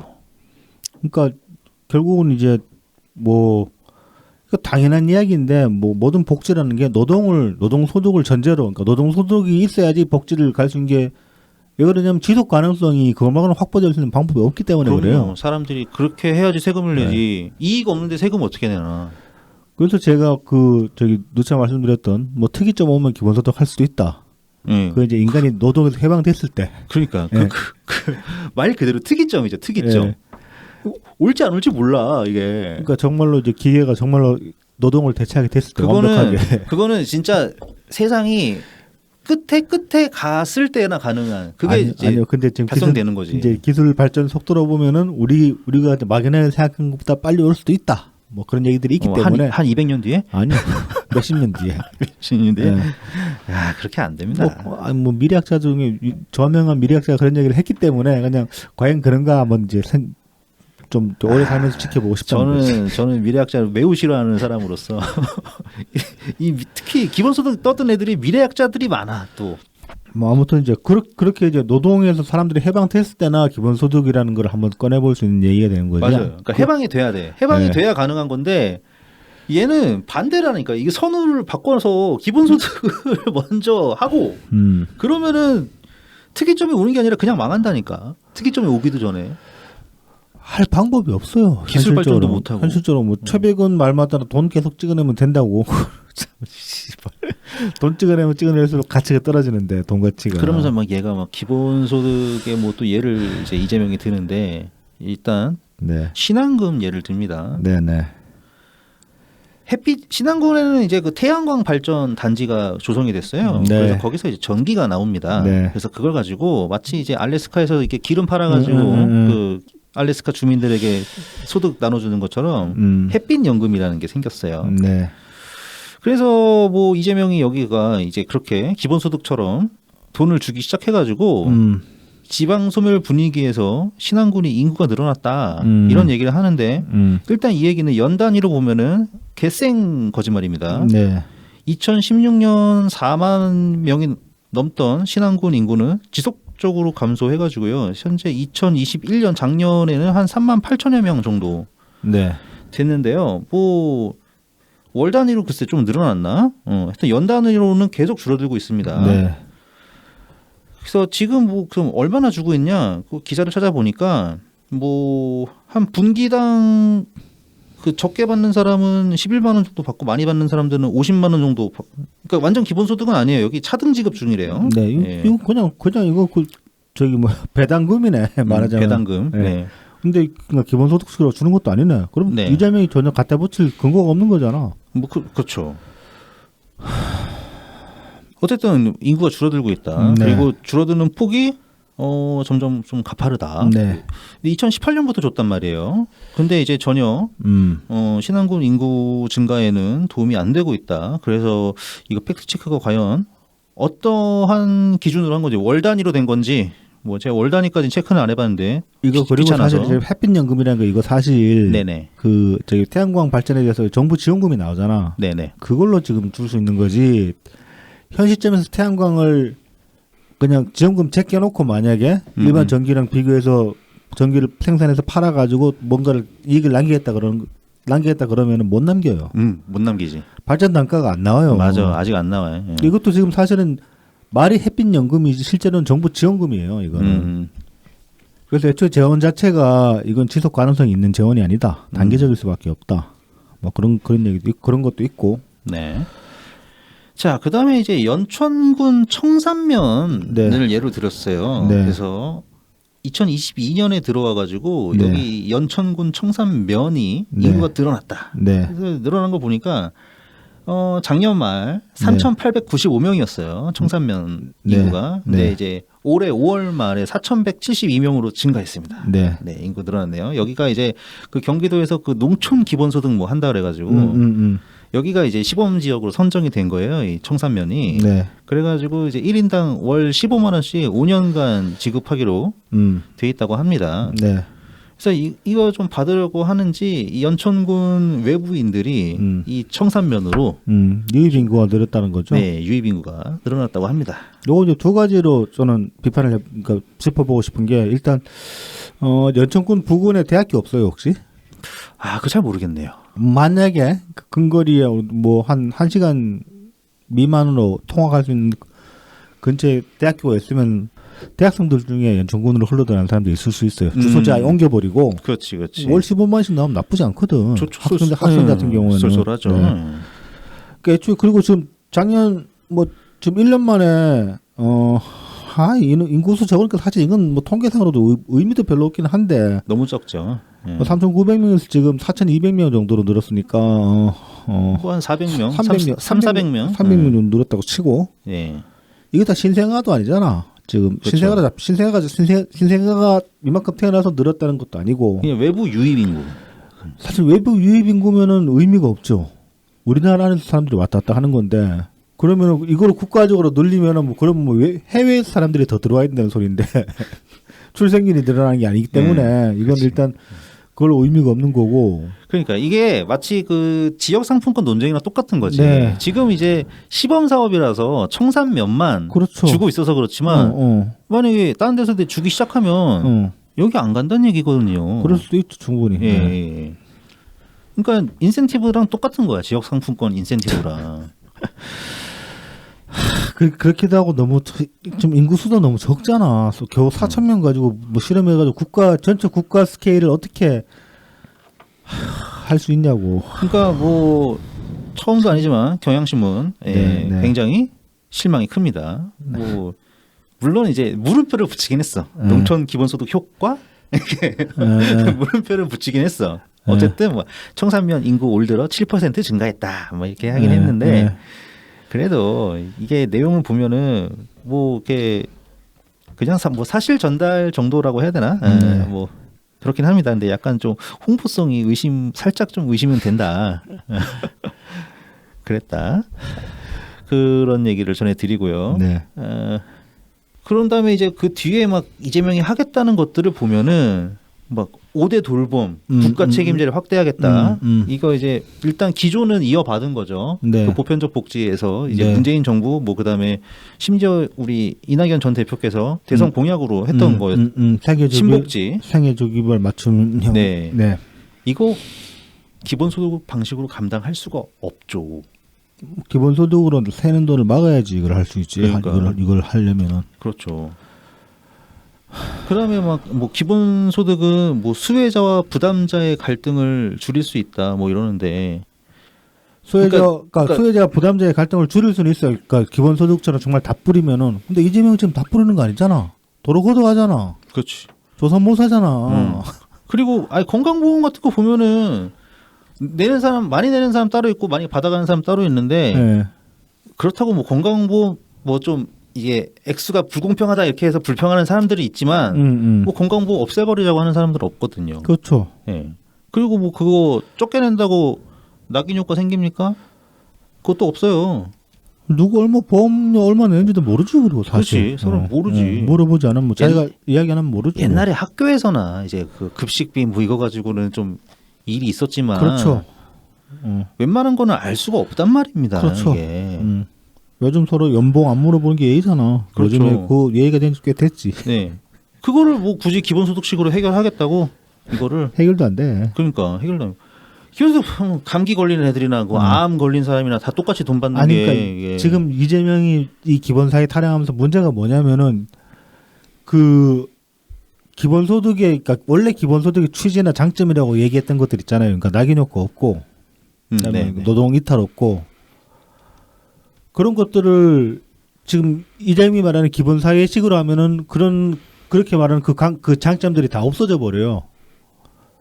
그러니까 기본소득은 그러니까 비선별적이었기 때문에 이제 그런 장점들이 있다고 말을 할 수 있었는데 지금 기본사회라고 내세운 건 다시 선별적으로 하겠다는 얘기거든. 돈 줬다고 도로 뺏는 거니까 필요 없는 사람들 도로 뺏는다는 거니까. 그러니까 말 앞뒤가 안 맞는 소리를 하는 거야 지금 이거는 또. 이 연설문 누가 썼는지 아니면 이재명이 지금 이렇게 쓰라고 기조를 잡아줘가지고 연설문이 이렇게 나온 건지는 모르겠는데 지금 자기 모순적인 이야기를 하고 있는 거예요 지금. 지가 뭔 얘기 하는지 몰라. 네. 그냥 기본 그러면은 네. 좋아할 줄 아나 봐. 그러니까 그게 그 옛날에 최백은이 그랬거든. 이 기본소득은 우리 교수님이 그랬단 말이야. 1%와 네. 1%인가 5%와 네. 95%의 싸움이라고. 5% 정도 상위 그 소득 5% 애들이 네. 플러스 마이너스 제로야. 최백은 교수의 이론에 따르면. 그다음에 그 5% 위는 이제 기본소득을 받아도 손해를 본단 말이야. 세금을 많이 내서. 네. 그러니까 95대 5의 싸움이기 때문에 질 수가 없다 이건 이긴다 막 그랬는데 그걸 내가 이제 계산을 해봤단 말이죠. 상위 5% 받는 돈이랑 이제 계산이 돈이 안 맞아. 5대 95 싸움 만들 수가 없어. 기본소득으로. 그러면은 뭐 5% 애들이 진짜 세금을 내다가 막 다 국외로 막 도망갈 거야. 그래야지 돼요. 이게 5대 95의 싸움이. 거기로 도망 못 가게 막 발목이 발찌 채우고 그래야 될 걸. 그러니까요. 그러니까 아마 그거 믿고서 뭐 이런 얘기를 했을 수도 있습니다. 이재명이.